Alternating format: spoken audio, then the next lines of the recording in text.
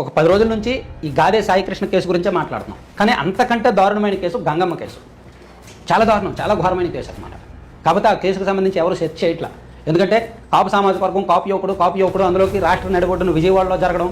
So ఇదంతా దాంతో media focus అంతా ఇక్కడే పడింది. కానీ దళిత మహిళ గంగమ్మ కేసు అంతకన్నా దారుణమైనది, అంతకంటే హృదయ విదారకమైనది. సో పోలీసుల క్రూరత్వం ఈ కేసులో కూడా మనం ఖచ్చితంగా అనుమానించాల్సిన విషయం.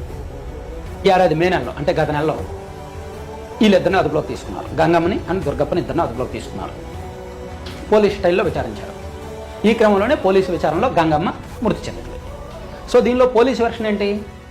మేము ఆమెను కొట్టలేదు, ఆమె హార్ట్ అటాక్తో చనిపోయారు, అది సహజ మరణమే, ఆమె ఒంటి మీద గాయాలు కూడా ఏమీ లేవు అని పోలీసు వెర్షన్. కానీ ఇక్కడ కుటుంబ సభ్యుల వెర్షన్ ఏంటి? గంగమ్మ కుమార్తె లక్ష్మి చేసిన ఫిర్యాదు ఏంటి? పోలీసులు చిత్రహింసలకు గురి చేశారు, నా తల్లి గంగమ్మ లాకప్ డెత్ అయింది.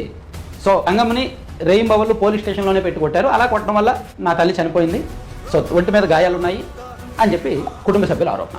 హైకోర్టు చాలా సీరియస్గా వచ్చి అసలు దీనికి సంబంధించిన అన్ని ఆధారాలు కూడా ఉంచండి, ఏ ఒక్కటి మిస్ అవ్వడానికి వీల్లేదు అని చెప్పింది. అంటే ఒకవైపు సాయికృష్ణ కేసు, మరోవైపు గంగమ్మ కేసు. గంగమ్మ పాపం మహిళ, ఎస్సీ మహిళ. సో అంటే మనం ఇక్కడ పోలీసుల పనితీరు ఏ విధంగా ఉంది అనడానికి ఈ కేసు కూడా ఒక మచ్చుతుంటాం.